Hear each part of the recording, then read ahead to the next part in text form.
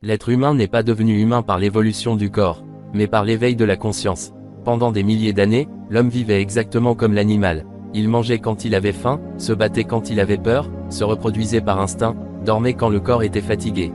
Il n'y avait ni morale, ni quête intérieure, ni sens. L'animal ne se demande jamais pourquoi il vit. Mais un jour, quelque chose d'extraordinaire s'est produit, l'homme a commencé à se voir lui-même. Il a pris conscience de sa propre existence. Il a réalisé qu'il allait mourir.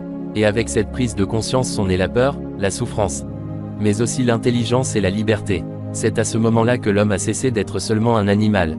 Pas parce qu'il a inventé le feu ou la roue, mais parce qu'il a commencé à observer ses pensées, ses émotions, ses réactions.